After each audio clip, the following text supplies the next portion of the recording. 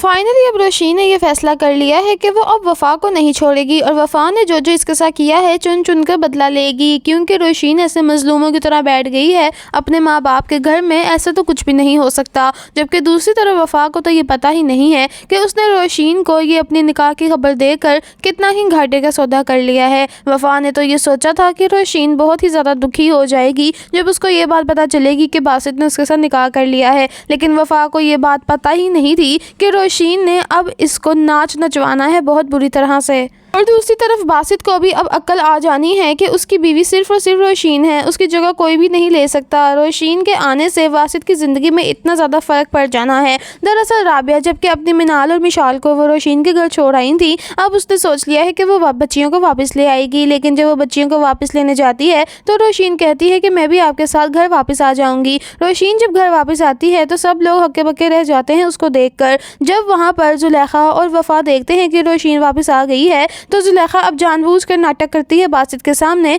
और कहती है कि रोशीन बेटा, मुझे तो बेटा बहुत ही ज़्यादा खुशी हुई है कि तुम अपने घर वापस आ गई हो। जिस पर रोशीन कहती है जी आंटी, मैंने तो अपने घर आना ही था और वैसे भी घर वालों ने घर छोड़कर जाना ही कहाँ होता है। जानबूझकर रोशीन इसको पिंच करती है कि रोशीन का घर है, ये लोग तो चले ही जाएंगे। जबकि दूसरी तरफ वफा बहुत ही ज़्यादा घबरा जाती है रोशीन को देखकर और अपने कमरे में भाग जाती है और रोने लग जाती है कि अब तो काम ख़राब होने वाला है। बासित के पास रोशीन जाती है और कहती है कि बासित, आपका इतना बुरा एक्सीडेंट हो गया, मुझे किसी ने भी नहीं बताया। जिस पर बासित कहता है कि मुझे तो लग रहा था कि तुम्हें सब कुछ पता होगा। जिस पर रोशीन कहती है मुझे खाक पता होगा, यहाँ तो अम्मा को भी नहीं पता था कि आपका एक्सीडेंट हो गया है, वो तो घर आकर जुलेखा आंटी ने बताया है, वरना तो हमें पता ही नहीं चलता था। जिस पर बासित कहता है क्या मतलब, जुलेखा आंटी ने फ़ोन नहीं किया था अम्मी को कि मेरा एक्सीडेंट हो गया है? तो भी रोशीन कहती है उन्होंने कहाँ से फ़ोन करना है बासित। जिस पर बासित समझ जाता है कि जुलेखा आंटी ने बासित से झूठ बोला था। अब यहाँ पर एक झूठ तो पकड़ा जाने वाला है। अब दूसरी तरफ वफा जो कि बड़ी ही ज़्यादा बासित के साथ खुश थी और बासित के कमरे में स्टे कर रही थी, यानी कि बासित और रोशीन के कमरे में, अब उसका ठिकाना तो दोबारा से पुराना कमरा होने वाला है। वफा जब से रोशीन आई है अब अपनी माँ के कमरे में रहेगी। रोशीन अपने कमरे में आकर देखती है कि उसके कमरे की सारी चीज़ों की सेटिंग चेंज हुई होती है, उसकी अलमारियों में कपड़ों की और जेवरात की सेटिंग्स भी चेंज होती है, जिससे साफ साफ पता चलता है कि यहाँ पर सब कुछ चीज़ें वफा ने इस्तेमाल कर ली हैं। लेकिन अब रोशीन बिल्कुल भी कुछ नहीं बोलती और जब्त करती है अपना गुस्सा, क्योंकि इसकी सास ने इसको एक ही बात समझाई थी कि जिस तरह से वफा ने मीठी छुरी बनकर बासित की ज़िंदगी पर कब्जा किया है, अब तुम्हें भी मीठी छुरी बनकर वफा को इसकी ज़िंदगी से निकालना पड़ेगा। रोशीन बासित के अब सारे काम दोबारा से शुरू कर देती है और उसको बात बात पर इजहार करती है कि मैंने आपको बहुत मिस किया था बासित। जिस पर बासित का दिल अब दोबारा से नरम होने लग गया है रोशीन के लिए, क्योंकि वो तो पहले भी रोशीन से बहुत ही ज़्यादा मोहब्बत करता था। सिर्फ एक बदगुमानी थी जो कि वफा की वजह से रोशीन के दिल में आई थी और उसने वफा पर इल्ज़ाम नहीं बल्कि सच्चा ही बहतान लगाया था। लेकिन अब रोशीन उसको ठीक करने वाली है। जबकि दूसरी तरफ अब यूसुफ की भी एंट्री होने वाली है नेक्स्ट एपिसोड में। असल यूसुफ जो कि बहुत ही ज़्यादा वफा से मोहब्बत करता था और वफा के खातिर दुबई गया हुआ है पैसे कमाने के लिए, उसको तो पता ही नहीं कि वफा ने क्या कर लिया है पीछे से। यूसुफ अब बहुत बार इसको कॉल्स करता है, मैसेजेस करता है, लेकिन वफा है कि मुसलसल इसको इग्नोर ही करी जा रही है, ना इसके किसी मैसेज का रिप्लाई करती है और ना ही इसका फ़ोन अटेंड करती है, जिस बात से अब वासित को बहुत ज़्यादा परेशानी होने वाली है। यूसुफ कहता है कि पता नहीं क्या हो गया है वफा को। यहाँ पर वफा ने तो बड़ा ही घाटे का सौदा कर लिया है। अगर ये यूसुफ से बात कर लेती और उसके साथ हाल अहवाल पूछती रहती तो शायद यूसुफ कभी भी वापस ना आता, लेकिन इसने ऐसी हरकत करके यूसुफ को अब बहुत ज़्यादा खदशे में डाल दिया है। यूसुफ अब रोशीन को कॉल करता है। रोशीन बहुत ही ज़्यादा गुस्से में होती है और इसकी कॉल अटेंड नहीं करती, लेकिन फिर रोशीन सोचती है कि क्या पता हो जब यूसुफ को ये बात पता चले कि इसकी माशूका ने इसको धोखा दे दिया है तो कोई ना कोई स्टेप उठा ही ले। वो उठाती है उसका फ़ोन और कहती है बोलो क्या बकवास करनी है तुमने। जिस पर यूसुफ कहता है कि देखे मुझे कोई बकवास नहीं करनी है आपसे, बस मुझे ये पूछना है कि वफा कहाँ पर है, वो मेरा फ़ोन नहीं उठा रही, ना ही जुलेखा आंटी उठा रही हैं।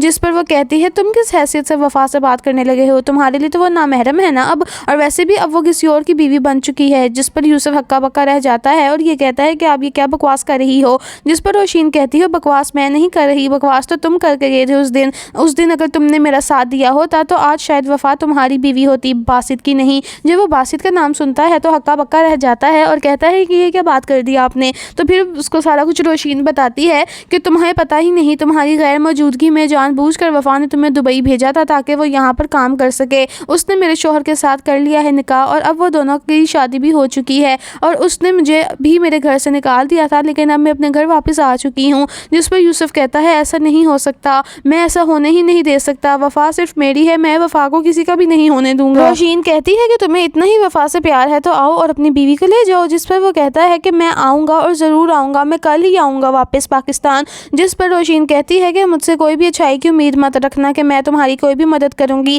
آگے تمہاری اس دن مدد کر کے میں بہت ذلیل ہو گئی ہوں، اچھا ہے تم اسی قابل تھے، تمہیں میری بات پہ یقین نہیں نہ آتا تھا کہ وہ باسط کے پر ڈورے ڈالتی ہے، اب جب تم اپنی آنکھوں سے دیکھو گے نا کہ وہ باسط کی بیوی بن کے اس کے آگے پیچھے گھومتی ہے اور اس کے ساتھ باہر گھومنے بھی جاتی ہے، پھر تمہیں یقین آئے گا کہ کون سچا تھا اور کون جھوٹا تھا۔ خیر یوسف اب نیکسٹ ڈے ہی اپنی فلائٹ بک کروا لیتا ہے اور 2 دن کے اندر اندر دوبارہ سے پاکستان واپس آ جاتا ہے۔ یوسف جب پاکستان واپس آتا ہے تو فوراً سے باسط کے گھر آ جاتا ہے۔ باسط کے گھر میں گیٹ کیپر کو بہت ہی زیادہ وہ شور مچاتا ہے کہ مجھے وفا سے ملنا ہے اور میں نے اندر جانا ہے، لیکن گیٹ کیپر اس کو اندر نہیں آنے دیتے کہ اتنے میں ہی پیچھے سے باسط آ جاتا ہے اور کہتا ہے کون آیا ہے؟ تو پھر وہ کہتا ہے صاحب یہاں پر کوئی یوسف نامی لڑکا آیا اور کہہ رہا ہے کہ وہ وفا بی بی سے ملنا چاہتا ہے۔ جس پر وہ کہتا ہے تم کون ہو؟ تم تو وہی یوسف ہو نا جو اس دن آئے تھے جس کو روشین نے پیسے دے کر بلایا تھا۔ جس پر وہ کہتا ہے میں وہی یوسف ہوں، لیکن اس دن مجھے روشین نے نہیں بلایا تھا، میں آپ کو کچھ سچ بتانا چاہتا ہوں۔ جس پر باسط کہتا ہے کیا سچ بتانا چاہتے ہو تم مجھے؟ آج کیا پھر تمہیں روشین نے بلایا ہے؟